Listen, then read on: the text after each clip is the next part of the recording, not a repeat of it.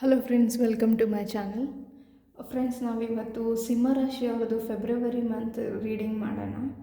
So ಈ ರೀಡಿಂಗಲ್ಲಿ ನಾವು ಟೈಮಿಂಗ್ಸ್ನ ಇನ್ಕ್ಲೂಡ್ ಮಾಡೋಣ ಫ್ರೆಂಡ್ಸ್. ಅಂದರೆ ನೀವು ಫೆಬ್ರವರಿ ಮಂತಲ್ಲಿ ಯಾವುದಾದ್ರೂ ಡಿಸಿಷನ್ಸ್ನ ಮಾಡಬೇಕಂತ ಅಂದ್ಕೊಂಡ್ರೆ, ಅಂದರೆ ಫೈನಾನ್ಸಸ್ ರಿಲೇಟೆಡ್ ಆಗಿರ್ಬೋದು, ಇಲ್ಲಾಂದರೆ ರಿಲೇಷನ್ಶಿಪ್ ರಿಲೇಟೆಡ್ ಆಗಿರ್ಬೋದು, ಇಲ್ಲ ಬೇರೆ ಯಾವುದಾದ್ರೂ ಡಿಸಿಷನ್ಸ್ನ ಮಾಡಬೇಕು. ಫಾರ್ ಎಕ್ಸಾಂಪಲ್, ಇಂಟರ್ವ್ಯೂ ಅಟೆಂಡ್ ಮಾಡಬೇಕು, ಇಲ್ಲ ನಾನು ಯಾವುದೇ ಎಕ್ಸಾಮ್ ಬರೆದಿದ್ದೀನಿ, ರಿಸಲ್ಟು ಎಷ್ಟು ದಿನದಲ್ಲಿ ಬರ್ಬೋದು, ಇಲ್ಲ ಎಕ್ಸಾಮ್ ಬರಿಬೇಕಂತ ಇದ್ದೀನಿ, ಯಾವುದಾದ್ರೂ ಎಕ್ಸಾಮಿಗೆ ಫಾರ್ಮ್ ಫಿಲ್ ಮಾಡಬೇಕಂತ ಇದ್ದರೆ ಯಾವ ಡೇಟಲ್ಲಿ ಮಾಡಲಿ, ಈ ಥರ ಏನಾದರೂ ನಿಮಗೆ ಕನ್ಫ್ಯೂಷನ್ಸ್ ಇದ್ದರೆ ಆ ಹೆಲ್ಪ್ ಆಗಲಿ ಅನ್ನೋದಕ್ಕೋಸ್ಕರ, ನಿಮ್ಗೆ ಕ್ಲಾರಿಟಿ ಸಿಗಲಿ ಅನ್ನೋದಕ್ಕೋಸ್ಕರ ಟೈಮಿಂಗ್ಸ್ನ ಇನ್ಕ್ಲೂಡ್ ಮಾಡಿದ್ದೀನಿ ಈ ಫೆಬ್ರವರಿ ಮಂತ್ ರೀಡಿಂಗಲ್ಲಿ. ಸೊ ಇವತ್ತು ಸಿಂಹರಾಶಿಯವ್ರದ್ದು ರೀಡಿಂಗ್ ಮಾಡೋಣ, ಫೆಬ್ರವರಿ ಮಂತ್ ರಿಲೇಟೆಡು. ಇದರಲ್ಲಿ ಫೈನಾನ್ಸಸ್, ರಿಲೇಷನ್ಶಿಪ್ ಮತ್ತು ಜನರಲ್ ರೀಡಿಂಗ್ ಮೆಸೇಜಸ್ ಇರುತ್ತೆ ಅಂತ ಹೇಳ್ತೀನಿ ಫ್ರೆಂಡ್ಸ್. ಸೊ ಫ್ರೆಂಡ್ಸ್, ನೀವೇನಾದರೂ ನನ್ನ ಚಾನಲ್ ಸಬ್ಸ್ಕ್ರೈಬ್ ಮಾಡ್ದಿರ ಈ ವಿಡಿಯೋನ ನೋಡ್ತಿದ್ರೆ ಪ್ಲೀಸ್ ಸಬ್ಸ್ಕ್ರೈಬ್ ಮಾಡಿ ಅಂತ ಹೇಳ್ತೀನಿ. ಬನ್ನಿ ರೀಡಿಂಗ್ನ ಸ್ಟಾರ್ಟ್ ಮಾಡೋಣ.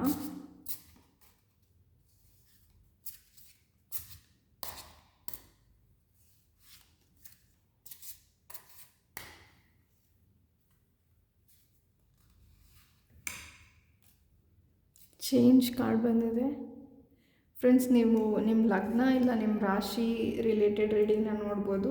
ಇದು ಸಿಂಹ ರಾಶಿ ಆಗಿರ್ಬೋದು, ಇಲ್ಲ ನಿಮ್ಮದು ಸಿಂಹ ಲಗ್ನ ಆಗಿರ್ಬೋದು.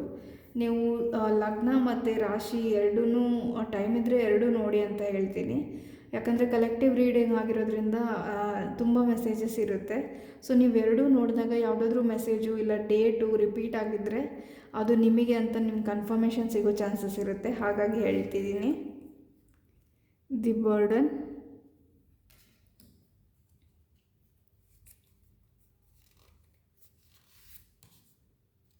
ಫೈಟಿಂಗ್,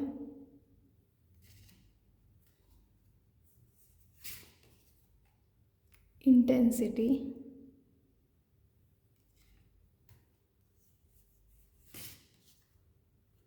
participation,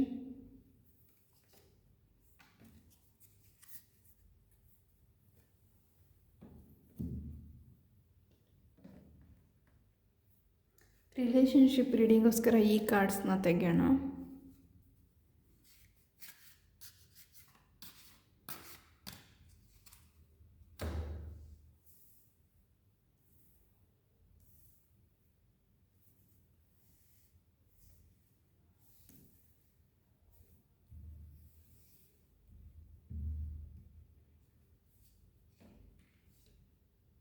ಗ್ರೌಂಡಿಂಗ್ ಕಾರ್ಡ್ ಬಂದಿದೆ.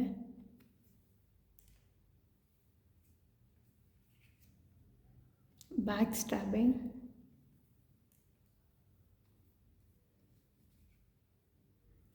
Heart broken,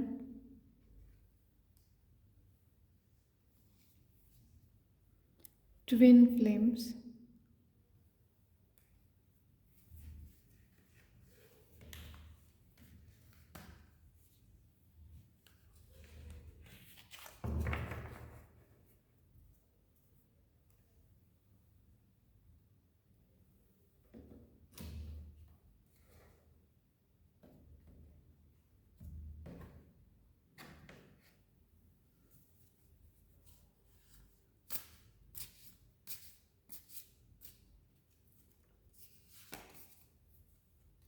nine of wands ಬಂದಿದೆ. ಫೋರ್ ಆಫ್ ಸಾರ್ಡ್ಸ್,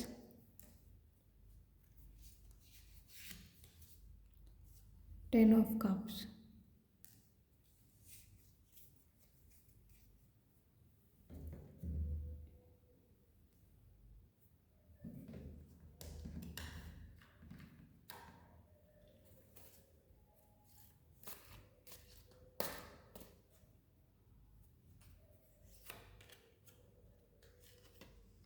ಡೆವಿಲ್ ಕಾರ್ಡ್ ಬಂದಿದೆ.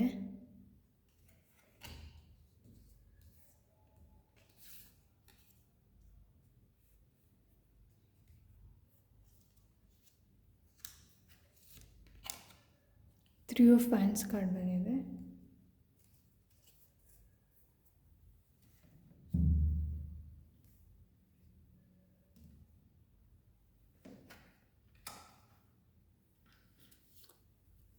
ಈ ಡೆಕ್ಕಿಂದ 2 card ತೆಗೆಯೋಣ.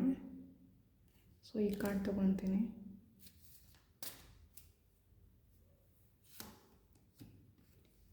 Unfinished symphony, message in a bottle,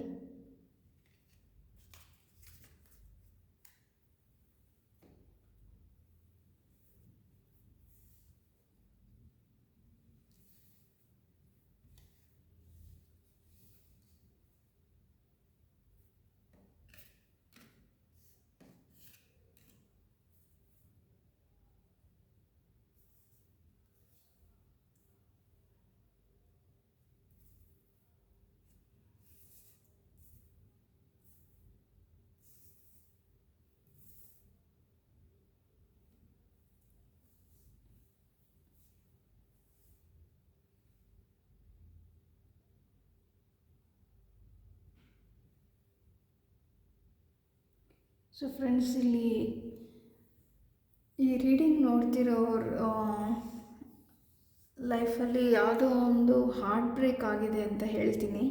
so ಈ ಹಾರ್ಟ್ ಬ್ರೇಕು ರೀಸೆಂಟ್ ಆಗಿರ್ಬೋದು, ಇಲ್ಲ ತುಂಬ ದಿನ, ಇಲ್ಲ 2-3 ಇಯರ್ಸೇ ಆಗಿರ್ಬೋದು ಅಂತ ಹೇಳ್ತೀನಿ ಫ್ರೆಂಡ್ಸ್. ಇದು ನಿಮ್ಗೆ ಆಲ್ರೆಡಿ ಯಾರೋ ಹರ್ಟ್ ಮಾಡಿದ್ದಾರೆ ತುಂಬ ಅಂತ ಹೇಳ್ತೀನಿ. ಸೊ ಇಲ್ಲಿ ನೋಡಿ, ಹಾರ್ಟ್ ಬ್ರೋಕನ್ ಕಾರ್ಡ್ ಬಂದಿದೆ.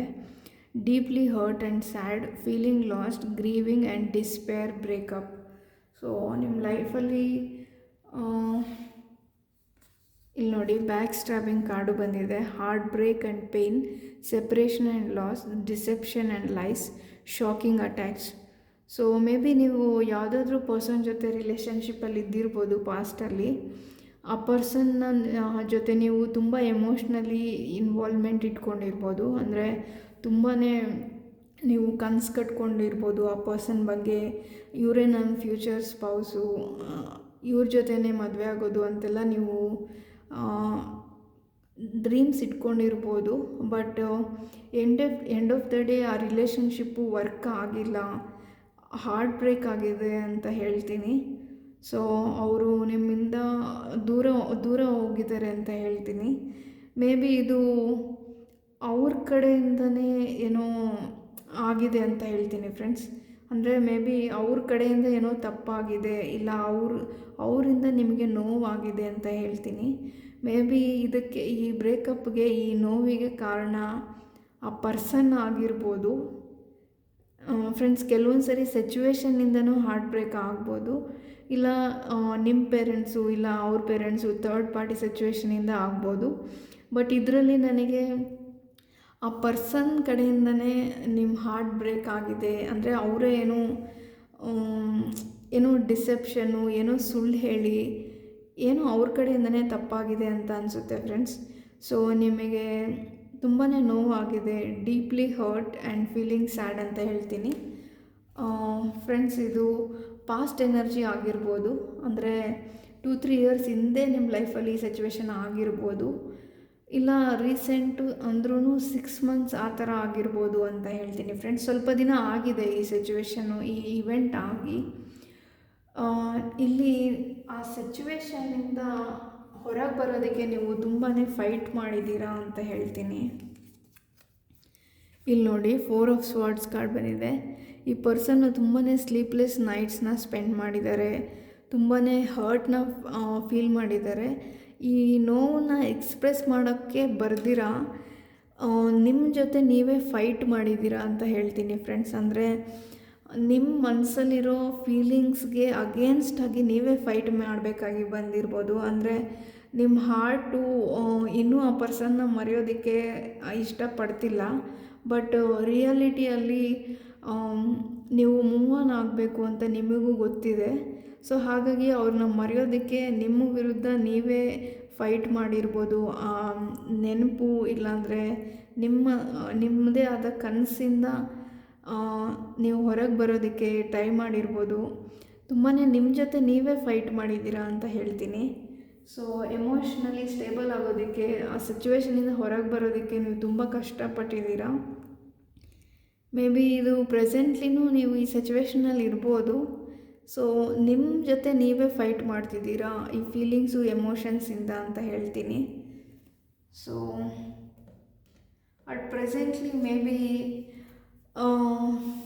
ಈ ಸಿಚುವೇಶನ್ ಏನಾದರೂ 2-3 ಇಯರ್ಸ್ ಬ್ಯಾಕ್ ಆಗಿದ್ರೆ, ಈಗ ಈ ಸಿಚುವೇಶನ್ನು ಇಂದ ನೀವು ಲೈಫಲ್ಲಿ ಬರ್ಡನ್ ಫೀಲ್ ಮಾಡ್ತಿದ್ದೀರಾ ಅಂತ ಹೇಳ್ತೀನಿ. ಅಂದರೆ ಈ 2-3 ಇಯರ್ಸಿಂದ ಯಾರೋ ನಿಮ್ಮ ಲೈಫಲ್ಲಿ ಹರ್ಟ್ ಮಾಡಿ ಹೋಗಿರೋದ್ರಿಂದ ನಿಮಗೆ ಈಗ ರಿಲೇಷನ್ಶಿಪ್ಪಲ್ಲಿ ಚಾನ್ಸ್ ತೊಗೊಳೋದಕ್ಕೆ ಇಷ್ಟ ಇಲ್ಲ.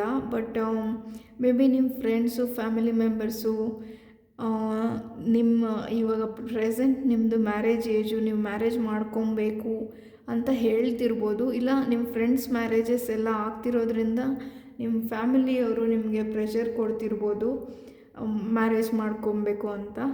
ಬಟ್ ನೀವು ಈ ಸಿಚುವೇಶನಿಂದ ಹೊರಗೆ ಬರ್ತಿದ್ದೀರಾ, ಆಲ್ಮೋಸ್ಟ್ ಹೊರಗಡೆ ಬಂದಿದ್ದೀರಾ. ಬಟ್ ತುಂಬಾ ಕಷ್ಟಪಟ್ಟು ಹೊರಗಡೆ ಬಂದಿದ್ದೀರಾ ಅಂತ ಹೇಳ್ತೀನಿ. ಸೊ ಈ ನಿಮ್ಮ ಜೊತೆ ನೀವೇ ಫೈಟ್ ಮಾಡಿ ಬದಲಾವಣೆನ ನಿಮ್ಮ ಲೈಫಲ್ಲಿ ತೊಗೊಬೇಕಾಗಿ ಬಂದಿರ್ಬೋದು. ಸೊ ಇಲ್ಲಿ ಇಂಟೆನ್ಸಿಟಿ ಕಾರ್ಡ್ ಬಂದಿದೆ, ಹಾಗಾಗಿ ಇದು ತುಂಬಾ ಇಂಟೆನ್ಸಿಟಿ, ತುಂಬಾ ಡೀಪಾಗಿ ನೀವು ವರ್ಕ್ ಮಾಡಬೇಕಾಗಿ ಬಂದಿರ್ಬೋದು. ಡೀಪ್ ಟ್ರಾನ್ಸ್ಫಾರ್ಮೇಷನ್ ಆಗಿರ್ಬೋದು ನಿಮ್ಮ ಲೈಫಲ್ಲಿ ಅಂತ ಹೇಳ್ತೀನಿ. ಸೊ ಹಾಗಾಗಿ ನಿಮಗೆ ಈ ಬರ್ಡನ್ ಫೀಲ್ ಆಗ್ತಿರ್ಬೋದು ಪ್ರೆಸೆಂಟ್ಲಿ ನಿಮ್ಮ ಲೈಫಲ್ಲಿ. ಸೊ ಹಾಗಾಗಿ ನೀವು ಯಾವುದೇ ಸಿಚುವೇಶನ್ಗೂ ಓಪನ್ ಆಗಿದ್ದೀನಿ ಅಂತ ಅನ್ನಿಸ್ತಾ ಇಲ್ಲ. ಅಂದರೆ ಬೇರೆ ರಿಲೇಷನ್ಶಿಪ್ಗೆ ಹೋಗೋದಕ್ಕೂ ನಿಮಗೆ ಮನಸ್ಸಿಲ್ಲ ಅಂತ ಹೇಳ್ತೀನಿ. ಸೊ ಇಲ್ಲಿ ಡೆವಿಲ್ ಕಾರ್ಡೂ ಬಂದಿದೆ ಫ್ರೆಂಡ್ಸ್. ಹಾಗಾಗಿ ತುಂಬಾ ಎಮೋಷ್ನಲ್ ಅಟ್ಯಾಚ್ಮೆಂಟ್ಸ್ ಇತ್ತು ನಿಮಗೆ ನಿಮ್ಮ ಪಾರ್ಟ್ನರ್ ಬಗ್ಗೆ ಅಂತ ಹೇಳ್ತೀನಿ. ಸೊ ಇದರಿಂದ ಹೊರಗೆ ಬರೋದಕ್ಕೆ ನಾನು ಆಗಲೇ ಹೇಳ್ದಂಗೆ ತುಂಬಾ ಕಷ್ಟಪಟ್ಟಿದ್ದೀರಾ.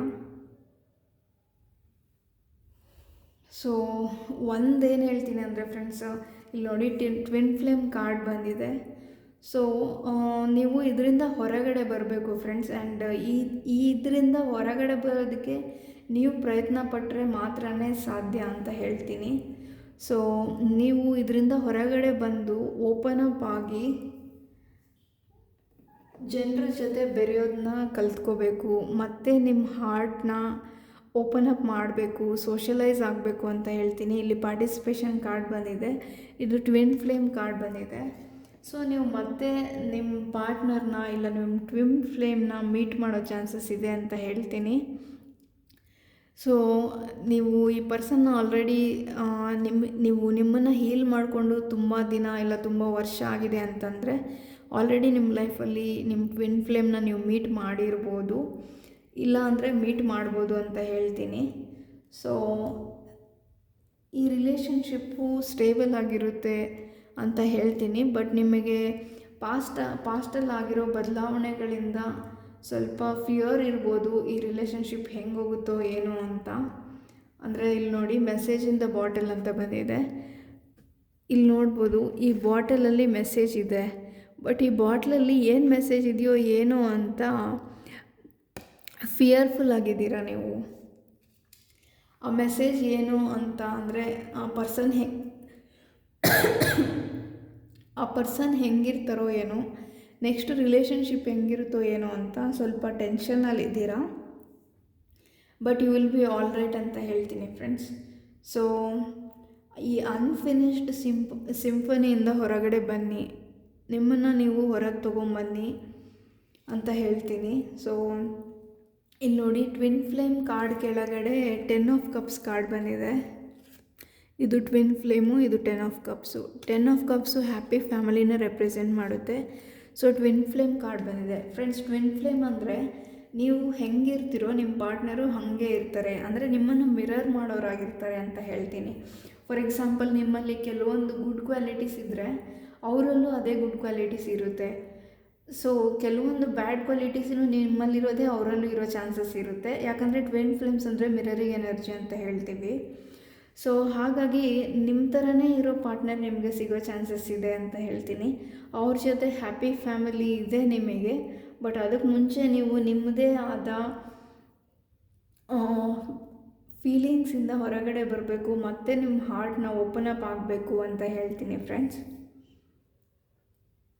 ಸೊ ಅದನ್ನು ಬಿಟ್ಟು ಇದು ರಿಲೇಷನ್ಶಿಪ್ ರಿಲೇಟೆಡ್ ಮೆಸೇಜ್ ಆಗಿತ್ತು. ಮೇ ಬಿ ಸ್ಟ್ರಾಂಗ್ಲಿ ಯಾರಿಗೋ ರೀಚ್ ಆಗಬೇಕಂತ ಅನಿಸುತ್ತೆ, ಹಾಗಾಗಿ ಮೆಸೇಜಸ್ ಬಂದಿರುತ್ತೆ ರೀಡಿಂಗಲ್ಲಿ ಅಂತ ಹೇಳ್ತೀನಿ ಫ್ರೆಂಡ್ಸ್.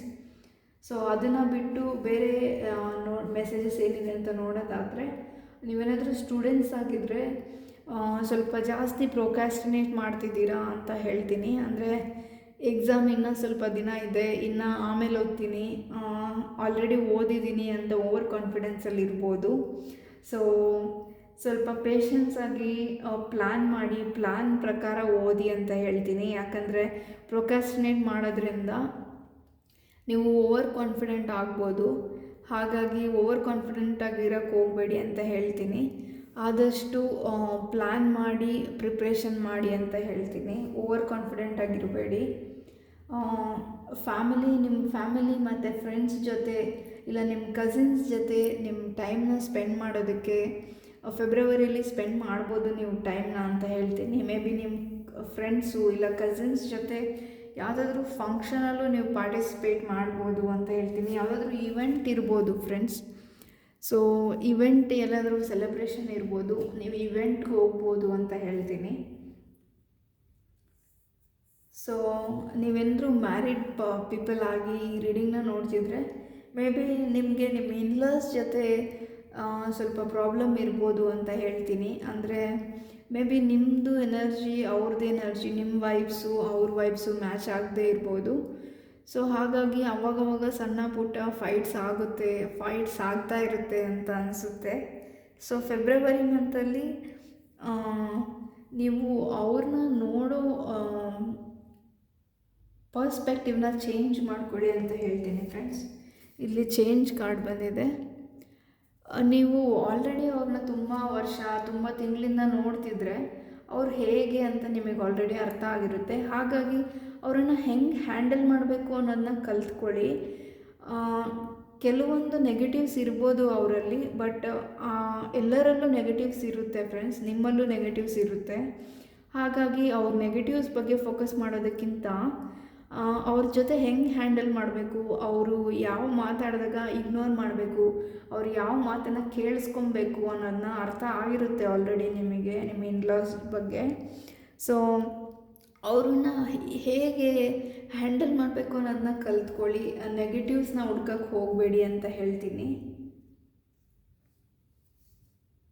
ಸೊ ನಿಮ್ಮ ರಿಲೇಷನ್ಶಿಪ್ಪಲ್ಲಿ ಮ್ಯಾರಿಡ್ ಕಪಲ್ಸು ಇಲ್ಲಾಂದರೆ ಯಾರಾದರೂ ರಿಲೇಷನ್ಶಿಪ್ಪಲ್ಲಿರೋರು ಈ ರೀಡಿಂಗ್ನ ನೋಡ್ತಿದ್ರೆ ನೀವು ಫೆಬ್ರವರಿ ಮಂತಲ್ಲಿ ಯಾರಿಗಾದರೂ ಸೆಲೆಬ್ರೇಟ್ ಮಾಡ್ಬೋದು ಯಾರ ಜೊತೆ ಆದರೂ ಅಂತ ಹೇಳ್ತೀನಿ. ಅಂದರೆ ಇಲ್ಲಿ ನೋಡಿ ಮೆಸೇಜ್ ಇನ್ ದ ಬಾಟಲ್ ಅಂತ ಇದೆ. ಸೊ ಯಾರಾದರೂ ನಿಮಗೆ ಅವ್ರ ಮನಸ್ಸಲ್ಲಿರೋ ಮೆಸೇಜಸ್ನ ಎಕ್ಸ್ಪ್ರೆಸ್ ಮಾಡ್ಬೋದು ಫೆಬ್ರವರಿ ಮಂತಲ್ಲಿ. ಇಲ್ಲ ನಿಮಗೇನೆ ಎಕ್ಸ್ಪ್ರೆಸ್ ಮಾಡಬೇಕು ಅಂತ ನೀವು ತುಂಬ ದಿನದಿಂದ ಅಂದ್ಕೊಂಡಿದ್ರೆ ಮೇ ಬಿ ವ್ಯಾಲೆಂಟೈನ್ಸ್ ಡೇಗೆ ಪ್ರಪೋಸ್ ಮಾಡೋಣ, ಇಲ್ಲ ನನ್ನ ಫೀಲಿಂಗ್ಸ್ನ ಎಕ್ಸ್ಪ್ರೆಸ್ ಮಾಡೋಣ ಅಂತ ನೀವೇನಾದರೂ ಅಂದ್ಕೊಂಡಿದ್ರೆ ಮಾಡೋ ಚಾನ್ಸಸ್ ಇದೆ ಅಂತ ಹೇಳ್ತೀನಿ. ಸೊ ಇದು ನೀವು ಆಗಿರ್ಬೋದು, ಇಲ್ಲ ನಿಮ್ಮ ಪಾರ್ಟ್ನರು ಆಗಿರ್ಬೋದು. ಸೊ ಮ್ಯಾರಿಡ್ ಪೀಪಲ್ ಆಗಿದ್ರೂ ಮೇ ಬಿ ನೀವು ಅಟ್ಲೀಸ್ಟ್ ಕಾಫಿಗೋಸ್ಕರ ಹೊರಗಡೆ ಹೋಗಿ ನಿಮ್ಮ ಟೈಮ್ನ ಸ್ಪೆಂಡ್ ಮಾಡಿ ಅಂತ ಹೇಳ್ತೀನಿ. ಸೊ ನಿಮ್ಗೆ ಆ ಥರ ಆಪರ್ಚುನಿಟೀಸ್ ಇದೆ ಫೆಬ್ರವರಿ ಮಂತಲ್ಲಿ, ಬಟ್ ನೀವು ಆ್ಯಕ್ಷನ್ ತೊಗೊಂಡ್ರೆ ಮಾತ್ರನೇ ಸಾಧ್ಯ ಆಗುತ್ತೆ ಅಂತ ಹೇಳ್ತೀನಿ ಫ್ರೆಂಡ್ಸ್. ಯಾಕಂದರೆ ಆಲ್ರೆಡಿ ಆಪರ್ಚುನಿಟೀಸ್ ಇದ್ದೂ ನೀವು ಹೋಗಿಲ್ಲ ಅಂತಂದರೆ ಆ ಆಪರ್ಚುನಿಟೀಸ್ನ ನೀವು ಯೂಸ್ ಮಾಡ್ಕೊಂಡಿಲ್ಲ ಅಂತ. ಹಾಗಾಗಿ ನಿಮ್ಮ ಕಡೆಯಿಂದನೂ ಎಫರ್ಟ್ ಇರಬೇಕು. ಸೊ ಯೂನಿವರ್ಸ್ ನಿಮಗೇನೋ ಒಂದು ಮೂಮೆಂಟ್ನ ಕೊಡ್ತಿದ್ದಾರೆ ಅಂದರೆ ಆ ಮೂಮೆಂಟ್ನ ಸೆಲೆಬ್ರೇಟ್ ಮಾಡೋದಕ್ಕೂ ನಿಮಗೆ ಬರಬೇಕು ಅಂತ ಹೇಳ್ತೀನಿ. ಹಾಗಾಗಿ ಯೂಸ್ ಮಾಡ್ಕೊಳ್ಳಿ ಸಿಚುವೇಶನ್ನ ಅಂತ ಹೇಳ್ತೀನಿ. ಸೊ ನೀವೇನಾದರೂ ಫೈನಾನ್ಸಸ್ಗೋಸ್ಕರ ಈ ರೀಡಿಂಗ್ನ ಮಾಡ್ತಿದ್ರೆ ನಿಮ್ಮ ಫೈನಾನ್ಸಸಲ್ಲಿ ಪ್ರೋಗ್ರೆಸ್ ಇದೆ, ಬಟ್ ಸ್ಲೋ ಪ್ರೋಗ್ರೆಸ್ ಇದೆ ಅಂತ ಹೇಳ್ತೀನಿ ಫ್ರೆಂಡ್ಸ್.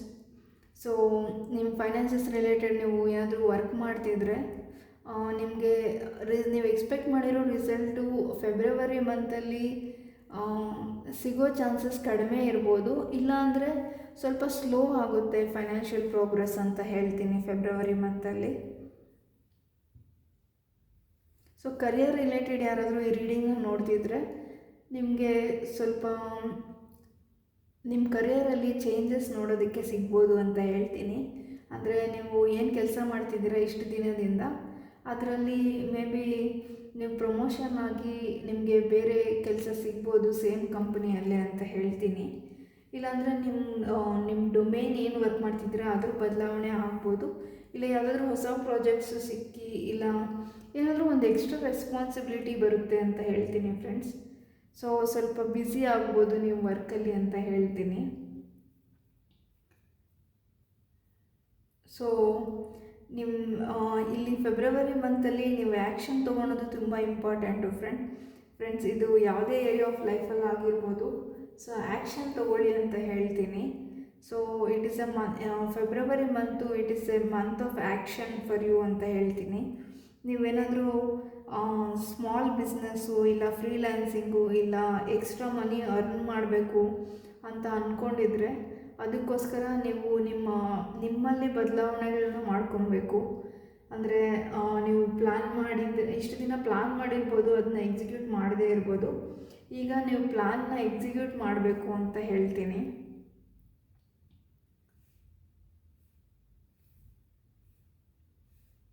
ಸೊ ಈಗ ಟೈಮ್ ಲೈನ್ನ ನೋಡೋಣ ಫ್ರೆಂಡ್ಸ್, ಯಾವ ಟೈಮ್ ಲೈನ್ ಇಂಪಾರ್ಟೆಂಟ್ ಅಂತ.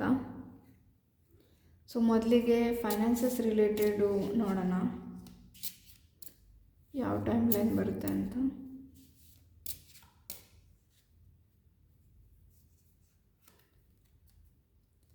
So 6/15/24 of this month.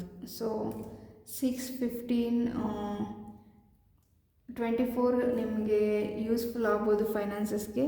Take your spouse or partners help ಅಂತ ಇದೆ. ಮೇ ಬಿ ಇದು ನಿಮ್ಗೆ ಹೆಂಗೆ ರೆಸೊನೇಟ್ ಆಗುತ್ತೆ ಹಂಗೆ ತೊಗೊಳ್ಳಿ. ಸೊ ಇದು ಫೈನಾನ್ಸಸ್ ರಿಲೇಟೆಡ್ ರೀಡಿಂಗು. ಈ ಡೇಟ್ಸ್ ಇಂಪಾರ್ಟೆಂಟ್ ಆಗ್ಬೋದು ನಿಮಗೆ. ಸೊ ಮೇ ಬಿ ನಿಮ್ಮ ಪಾರ್ಟ್ನರ್, ನೀವು ಅಲ್ದಿರ ನಿಮ್ಮ ಪಾರ್ಟ್ನರ್ಗಾದ್ರೂ ಅವರು ಫೈನಾನ್ಸಸ್ ರಿಲೇಟೆಡ್ ಏನಾದರೂ ವರ್ಕ್ ಮಾಡ್ತಿದ್ರೆ, ಏನಾದರೂ ಡಿಸಿಷನ್ಸ್ ಮಾಡಬೇಕಂತ ಇದ್ದರೆ ಈ ಡೇಟ್ಸ್ ಹೆಲ್ಪ್ ಆಗ್ಬೋದು ಅಂತ ಹೇಳ್ತೀನಿ ಫ್ರೆಂಡ್ಸ್. ಸೊ ಈಗ ನಾವು ರಿಲೇಷನ್ಶಿಪ್ ರಿಲೇಟೆಡ್ ಏನು ಟೈಮ್ ಲೈನ್ ಬರುತ್ತೆ ಅಂತ ನೋಡೋಣ.